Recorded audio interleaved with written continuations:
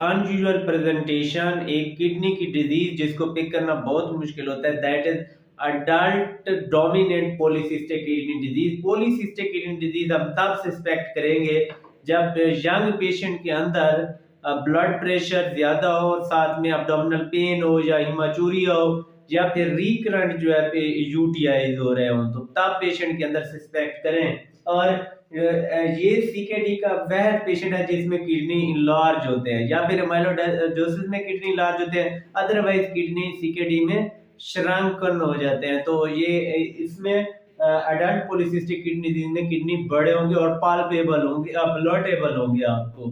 तो ये जो है पीकेडी, ये क्योंकि जीन म्यूटेशंस होती हैं, दो जीन म्यूटेशन पीकेडी 1 16 क्रोमोसोम पे होता है, और ये 50 की एज तक ये एसआरडी में पहुंच जाते हैं। और एग्रेसिव होती है पीकेडी 2 जो है वो 4 जीन पे होती है, और ये 70 की एज तक ये रिलेटिवली कोर्स इसका जो है वो स्लोअर है, तो ये एसआरडी तक जाती है। असल में ये चीज इनकी जो है ना अदर एसोसिएशंस को देखना होता है कि हेपेटिक सिस्ट हो सकती है, ये भी पूछा हुआ उसने।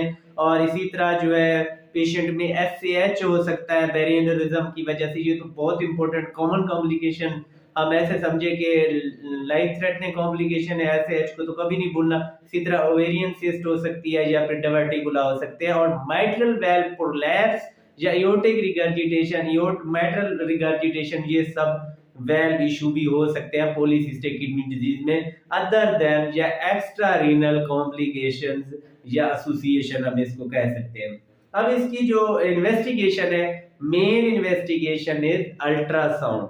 What is screening test, what is specific test, और जो मोस्ट कंफर्मेटरी टेस्ट पे इससे भी ज्यादा अच्छा जो है वो एमआरआई या सीटी आ जाता है। तो बाकी अल्ट्रासाउंड पे आपने हर जगह अल्ट्रासाउंड पे पिक करना है, वहां सिस्ट हमें पता चल जाती है। और कितनी सिस्ट होनी चाहिए तो वो सिग्निफिकेंट है। 18 से 39 की एज तक, 18 टू 39 एज तक पेशेंट के अंदर 3 सिस्ट हो, यूनिलेटरल हो या बाइलेटरल हो, टोटल 3 सिस्ट हो। फिर 40 से 59 तक 2 सिस्ट इन ईच किडनी, दोनों किडनी में, फिर आप कहेंगे कि पॉलीसिस्टिक है। और 60 प्लस के बंदे में 4 सिस्ट इन ईच किडनी हो, तो तब हम उसको लेबल करते हैं। ये क्राइटेरिया याद करना है, ये भी पूछते हैं। उसके बाद कॉम्प्लिकेशन यही है कि हीमाचूरिया पेशेंट को हो सकता है, बीपी ज्यादा होता है, उसको एग्रेसिव मैनेज करना होता है, एस इनहिबिटर्स देने हैं आपने। और फिर पेशेंट का टारगेट 130/80 से कम रखना है।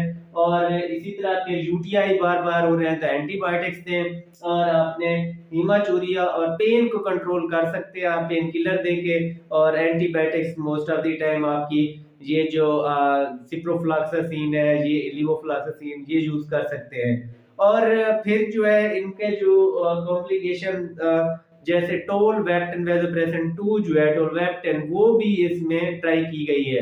लेकिन आपने ईएसआरडी हो गया तो फिर डायलिसिस ही है एट द एंड।